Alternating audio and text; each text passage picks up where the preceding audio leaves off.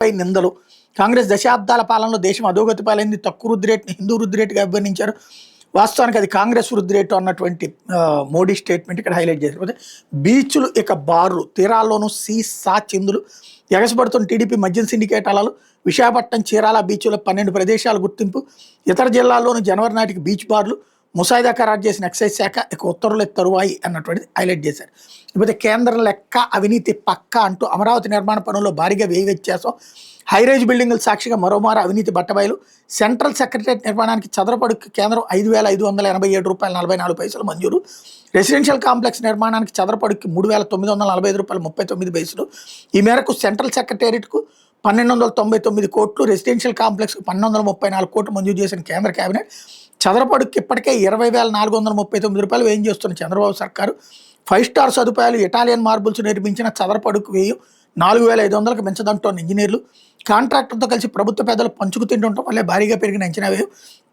ఆ భవనాల నిర్మాణం పూర్తి అయ్యేసరికి అంచనా వ్యయం ఇంకెంతకు చేరుతుందో అన్నటువంటిది హైలైట్ చేశారు. అయితే కరకట్ట ఇంటి గుట్టు రట్టు అంటూ ఆస్తి నాది కాపురం బాబుది. కరకట్టపై సీఎం చంద్రబాబు నివాసం ఉంటున్న ఇల్లు తనదేనని ఎన్నికల అఫిడవిట్లో వెల్లడించిన రాజ్యసభ జనసేన అభ్యర్థి లింగమనేని ఉండవల్లిలోని సర్వే నెంబర్ 272-274లో 1.32 ఎకరాల భూమి, అందులో 5,994 చదరపడుగుల భవనం తనదని పేర్కొన్న రమేష్, కేంద్ర శాటిలైట్ మ్యాపుల ప్రకారం ఆ సర్వే నెంబర్లోని సీఎం చంద్రబాబు అధికారిక నివాసమే. ఆ భూమి ప్రస్తుత పరిస్థితిని అఫిడవిట్లో స్పష్టంగా పేర్కొన్న లింగమనేని ప్రభుత్వంతో లీజు ఒప్పందం ఏడాది ఫిబ్రవరిలో చేసుకున్నట్టు ప్రస్తావన. లింగమనేని కరకట్ట బంగ్లాలో 8-9 ఏళ్లుగా నివాసం ఉండటం వెనక కిడ్ ప్రోకో దాగుందని గతంలో తీవ్ర విమర్శలు. 2014-19 మధ్య అప్పటి బాబు ప్రభుత్వం జరిపిన భూ సమీకరణ, ఇన్నర్ రింగ్ రోడ్ అలైన్మెంట్ మార్పులో లింగమనేనికి భారీ ప్రయోజనం చేకూరినట్టు ఆరోపణలు. ఈ అంశంపైన గత ప్రభుత్వంలో సిఐడి కేసు నమోదు. అప్పట్లోనే సిఐడి ఎఫ్ఐఆర్ నమోదు చేసి 2024 ఫిబ్రవరిలో న్యాయస్థానంలో ఛార్జ్షీట్ దాఖలు. వీళ్ళకేమో బుర్ర ఉండదు, బుద్ధి ఉండదు. వార్త రాసేటప్పుడు అసలు గొడవ ఏంటి?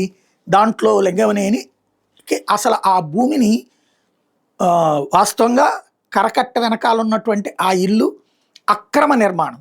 ఎందుకంటే ఆ కరకట్ట లోపల శాశ్వత నిర్మాణాలు కట్టకూడదు. అది కేవలం వ్యవసాయం చేసుకోవడానికి. ఇప్పుడు పవన్ కళ్యాణ్ గారిది కోడి చెరువు అంటున్నారు చూడండి, అట్లాంటిదే అది. నదీ ప్రవాహ ప్రాంతంలో శాశ్వత భవనాలు కట్టకూడదు. కేవలం అక్కడ వ్యవసాయం చేసుకోవడానికి ఇచ్చినటువంటి ప్లేసు. దాంట్లో ఏదో చిన్న తడికిలిల్లో లేకపోతే అట్లాంటిది తీసుకుంటే కూడా అసలు లెక్క ప్రకారం చట్టవిరుద్ధం. కానీ అక్కడ పక్కా భవనాలు కట్టేశారు. అది చట్టవిరుద్ధం అన్నటువంటిది ఇవాళ చట్టం చూసినా తెలుస్తుంది.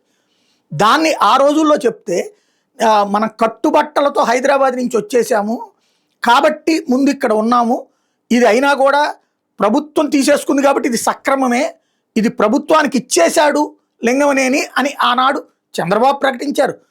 లింగమనేని కూడా ప్రెస్ మీట్ పెట్టి అవును నేను ప్రభుత్వానికి నా తరపున డొనేట్ చేశానని చెప్పారు. మళ్ళీ అదే ఇంటి నుంచి చంద్రబాబు గారు ఇది తీసుకున్నారు, అద్దె తీసుకున్నారు. అదే ఇంటి మీద లింగమనేనికి డబ్బులు కట్టినట్టు ఉంది. మళ్ళీ ఇప్పుడు లింగమనేని పేరుతోనే అది ఉంది. అట్లాగా అక్రమ నిర్మాణంలో ఉండటం తప్పు కదా, అది కదా రాయాల్సింది. ఏం రాస్తున్నారు, ఏం రాయాలో కూడా అర్థం కాకుండా రాస్తున్నారు అన్నమాట. లేకపోతే కరెన్సీ